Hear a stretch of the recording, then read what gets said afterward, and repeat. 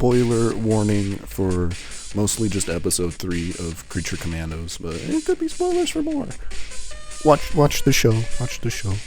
Yay! Watch the show. Yay, video.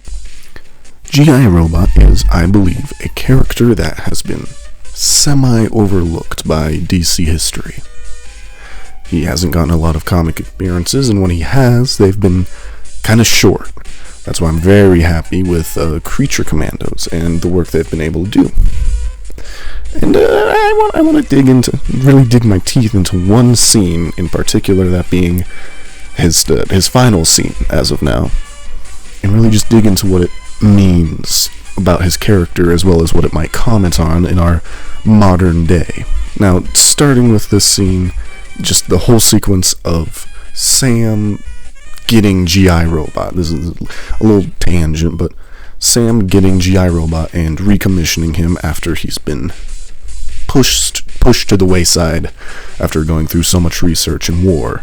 The war was over, they didn't have a use for him, and then he got researched on, and then the research was over, so then they didn't have a use for him, so then he started just gather dust in some shop. And then Sam found him, and was like, "Oh, this is cool, this is war memorabilia, however you say it, I'll take it." So he buys G.I. Robot, and turns him back on, finds out, oh, wow, still works, that's really cool. And he befriends him. G.I. Robot makes his first friend that isn't in a war zone.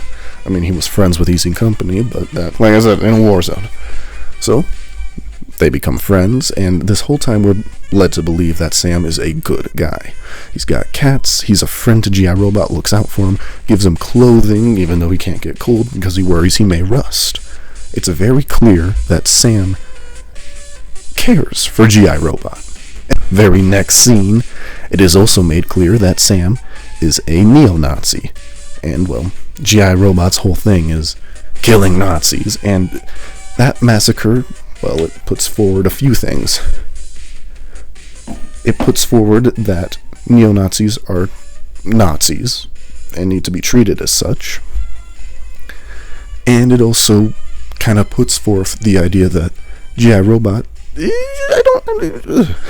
his humanity is often called into question, and this moment leads to his court case, which also calls it into question, but gives the answer that he's man enough to have known better.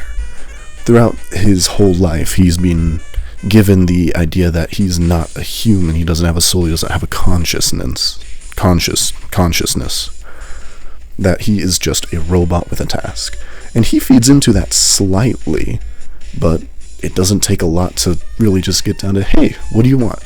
To which he reveals a very human need for companionship and justice.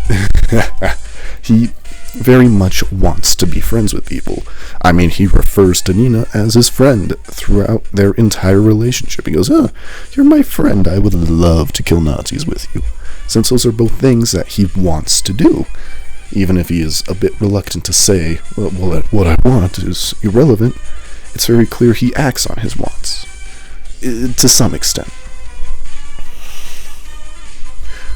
I think another thing that this scene does very well is showing that a Nazi can be someone who seems like a friendly person, but that a Nazi is not a friend. G.I. Robot realizes what they are, gets up, does his thing, and that's really what it is. When you think someone is your friend, and they turn out to be a bad person, they're not your friend anymore. At least they shouldn't be. And I think this scene illustrates that in a very interesting point. Moving forward to everything else that he does, I think that the whole sequence with coin-operated boy is lovely. It is my favorite sequence out of the whole show so far. I really enjoy the fact that the song ties into G.I. Robot's life in quite a few ways. From being put on the shelf, he was not going to be used after his appearance on TV, and then he was researched, and then he was put back on the shelf, and then he did his job again, and then he was prosecuted and put back on the shelf. His whole life is just being put back on the shelf again and again and again. And the song has a semi-repetitive chorus that speaks to how it was just again and again and again and again, and I think that speaks a lot to his character. I enjoy that quite thoroughly. This sequence also does something very interesting with its cinematography, I believe. Now, I know it's weird to say cinematography when referring to animation, but I'm going to stick by it. During this sequence, we have a flashback to when he was on TV. We get to see him center stage in front of all of these people, cheering and clapping for him. He's got all the spotlights on him. He is, in their eyes, the hero, the protagonist. He's a good guy. And then it jump cuts to the trial where he is not in center. He is not in focus. He is not even speaking. Not that he was speaking in the first one, but it's once again calling into the fact that he's an automated man. It jumps from him being the amazing automated man to someone who fits the state's definition of a man for legality's sake, talking about how he murdered 32 people, but he was just doing his saying that line, you realize there's a bit of a two-sided. He was just doing his job, but in this case he was killing bad people, so it works. But yeah, I think the jump from him being the center of attention on a stage, being praised for his actions, to immediately being shoved to the side, being condemned for his actions, and being punished for what he did, which is just the same thing he got praised for doing a couple decades ago, is a very interesting thing that I believe was very intentionally done. On top of that, speaking to the humanity of G.I. Robot, I think he's more human than a lot of people in the series are willing to give him credit for. Not only does he fit the state's definition of a man, but as previously mentioned, he has wants. He makes friends, he makes connections, he wants to make connections. That's the whole reason he even bothers with Sam, other than the fact that he turned him back on. He is very much human in his want to connect with people, to get people with him. He's not just a tool, like a lot of people think when they think robots or machines.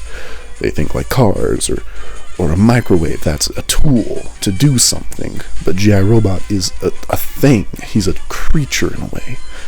A creature commando. But yeah, I really like him. He yearns for friendship.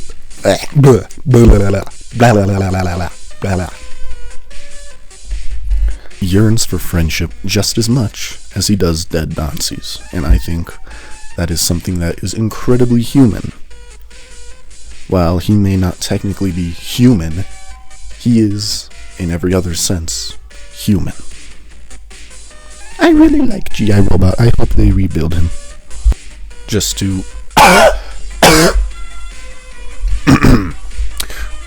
to kind of tie everything together about this scene, I really enjoy how it establishes that neo-Nazis are still Nazis, which I know to the normal person is just something you know, but in a lot of political discourse there seems to be people that want to lessen the fact that neo-Nazis are Nazis, which I think is foolish to do. This scene also puts forth the idea that not only is G.I. Robot a robot, but he's a man. He has wants, he has passions, desires. I mean, he laughs, he groans, he expresses that you're his friend. He very much has some human aspect to him. On top of that, it kind of comments as well on the fact that he was made to do this, and throughout his entire existence up to a certain point, he was praised for doing it. He was rewarded for this. He was put on TV, a hero, even if he was always kind of pushed to the wayside. I mean, we all know that iconic photo of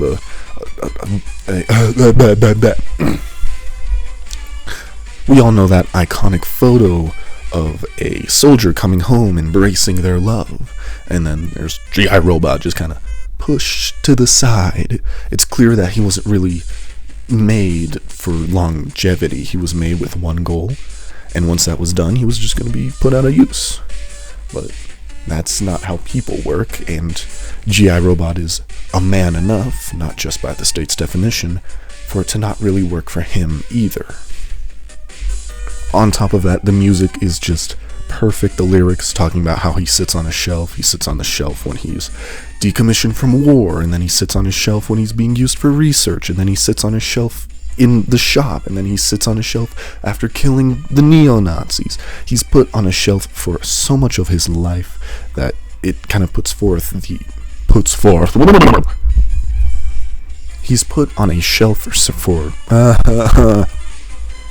he is put on a shelf for so much of his life that it kind of goes in line with, if you just listen to the song Coin Operated Boy, there's a part of it where it just repeats the same lyrics again and again and again and again and again. And that's G.I. Robot's life. He does the thing he loves to do. He makes friends. And then he's put on the shelf. And then he gets to do what he wants to do again. He's put on the shelf. And then he gets to live a little more. Put on the shelf. And this time he's been put on the shelf for good, assumedly.